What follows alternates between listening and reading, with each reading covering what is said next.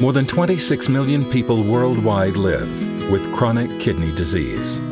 And while CKD is still a very serious condition, because there are so many dialysis options available, patients today can go on with their careers, watch their children and grandchildren grow up, and live the best life possible.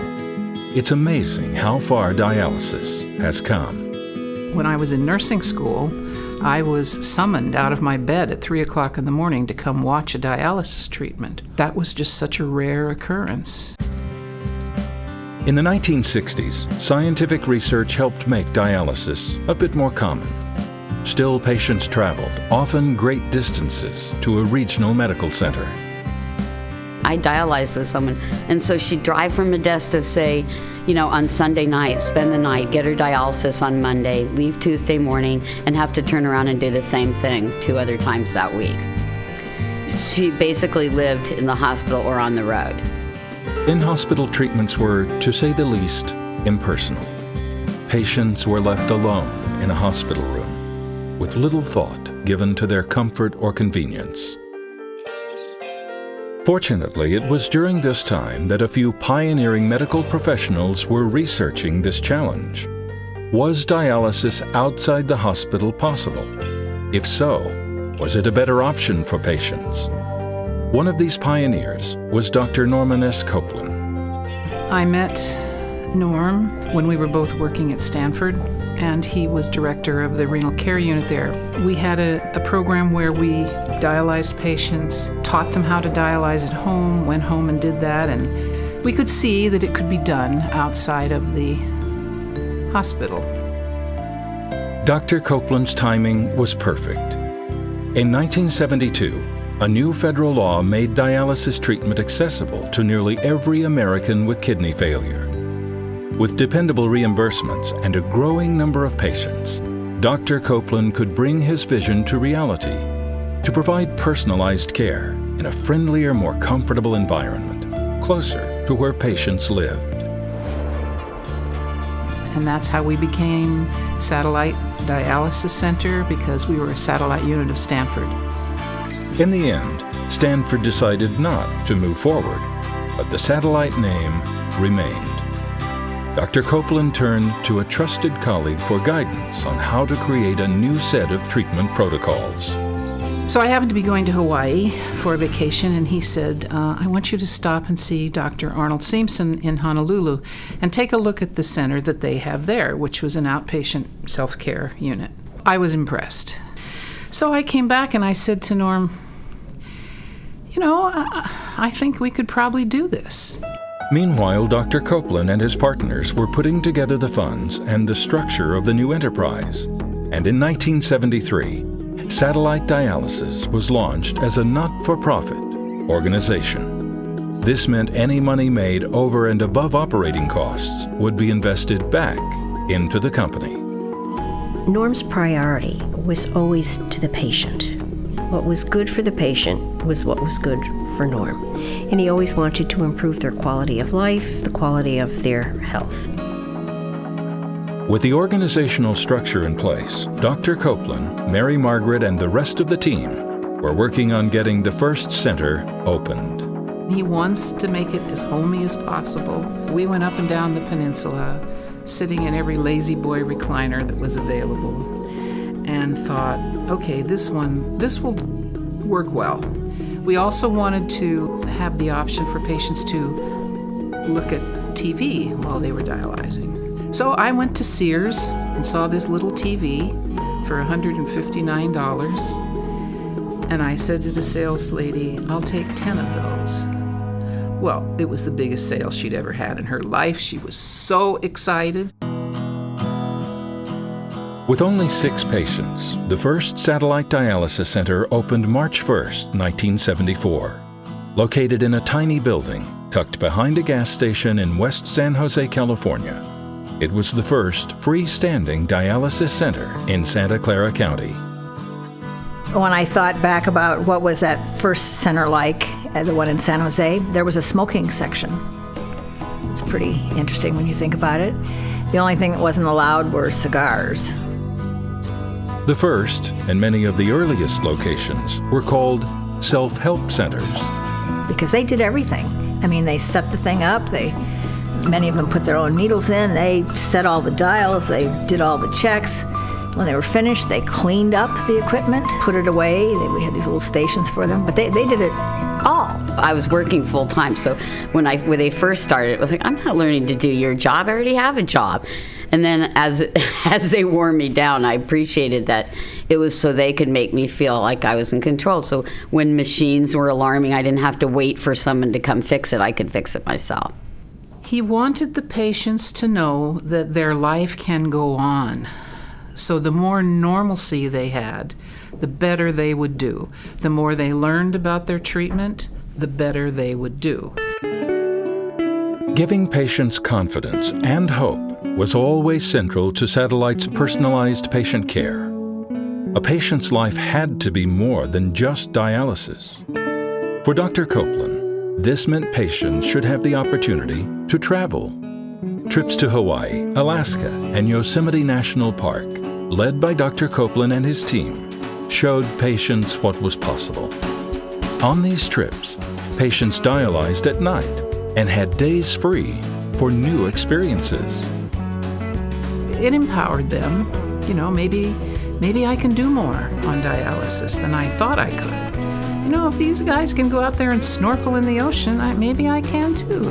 He wanted you to be as rehabilitated as you could be, not to look at this as a death sentence, but as instead of saying, you know, oh, this is going to be what I do until I die, it's what now can I do with the life I've been given? I started to view dialysis as like going to the gym, something I had to do a couple times a week to stay alive, but it did not define who I was. The company began opening new centers just a few years later in the San Francisco Bay Area and California's Central Valley.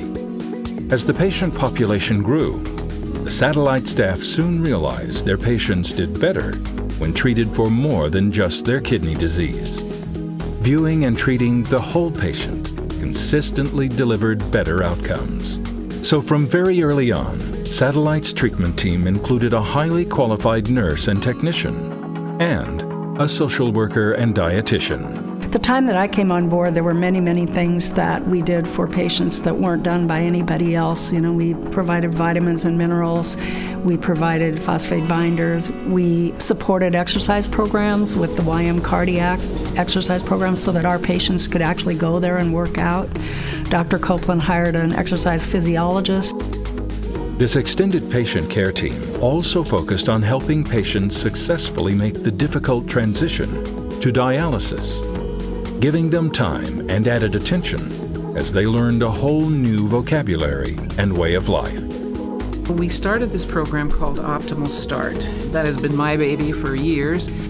And when they come to us, they're also not really able to grab onto everything right away. So the social worker works with them, dietitian, nurse, and so forth.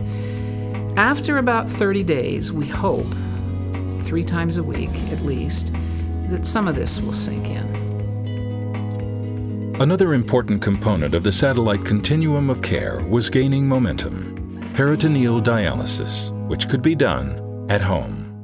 Peritoneal dialysis really started to gain structure in 1978. We saw that the patients did better. They weren't tied to an absolute schedule. They could dialyze as they felt it was convenient for them. Dr. Copeland wanted the patients to have access to this. So he came to me and said, hey, we're doing this. So give me a nurse. And he got a doctor, and I assigned a nurse, and they went off and learned how to do this, came back, and we were the second only program in the state of California to have peritoneal dialysis offered. Satellite's very early roots in home hemodialysis and self-care, combined with new home dialysis technologies, made PD a natural addition to the company's offerings. By the late 90s, the number of centers and the scope of services Satellite offered had multiplied. That was why Satellite Dialysis became Satellite Healthcare in 1999. The new name better reflected the organization's mission, as well as its focus on treating the whole patient. Then, in 2003, Satellite opened the nation's first freestanding center of excellence dedicated to home therapies. Satellite Wellbound was an innovation in patient care that went well beyond dialysis treatment options. It all started with the homey and inviting feel of the Wellbound centers. We designed them with putting supplies in armoires or, TV holders or something so it could be hidden away. It's not like a medicine chest. We've covered the chairs in material that didn't look like a hospital chair. It looked like a recliner chair to try to make it look more like you could have it look at home. Satellite Wellbound was the first company focused on two aspects of patient care: personalized self-care training for home dialysis and expert pre-dialysis wellness education. Our home training programs are really the most robust there are. I mean, if you look at the percentages of home patients at Satellite, 23% of our patients are at home versus some of the big, large dialysis organizations that may be 11 or 12%. Over the years, Satellite continued to grow, adding locations in Southern California, New Jersey, Tennessee, Illinois, Indiana, and Texas. And to ensure the success of these new locations, longtime Satellite clinical staff traveled to each new region. The purpose? To ensure everyone understood Satellite's patient-centered culture. It was an honor privilege to go, to sprinkle the dust and change them to think about Satellite and why it was important for them to be part of this organization, which I believe provides more than just dialysis. In addition to patient care, Satellite has always been committed to building a tight-knit community made up of patients, their families, the Satellite staff, and the larger CKD community. Dr. Copeland set a great example. Long before Satellite, he was an active and enthusiastic volunteer with the National Kidney Foundation. I'm big on community for Satellite, big on National Kidney Foundation volunteering, because he showed us not only to do things that we got paid for, but also to do and give back to the community as he role modeled for us by the way he did it. Community service will always be an important value to Satellite. That's why each year, the staff rallies patients and their families to participate in a number of events to raise funds and visibility for those living with kidney disease. It's been more than 40 years since Dr. Copeland and Mary Margaret treated their first patients. And even as the company continues to grow, the mission and values it holds so deep will, at its core, remain the same. And empowering the patient is definitely our ultimate objective in every case. That is our responsibility, is to give them the information and the tools to make the choices that are healthiest for them. I strongly feel Dr. Copeland was our leader, but he has sprinkled the dust on many of amazing people I work with. I find no stranger when I walk in this building. I'm more connected to Satellite and many of my colleagues who are now my friends. Together, I believe we can do anything, and I feel that's the kind of Satellite family I have here. Today, Satellite Healthcare staff of over 1,500 work to improve the quality of life for more than 6,500 patients across 80 centers and 6 states. Whether working in our centers, our lab, or our administrative offices, everyone is dedicated to the same goal: improving the quality of life for people with chronic kidney disease. And while it may be hard to imagine all of the lives Satellite has already touched, by keeping true to our mission and working together, the impact on our current and future patients is destined to become legendary.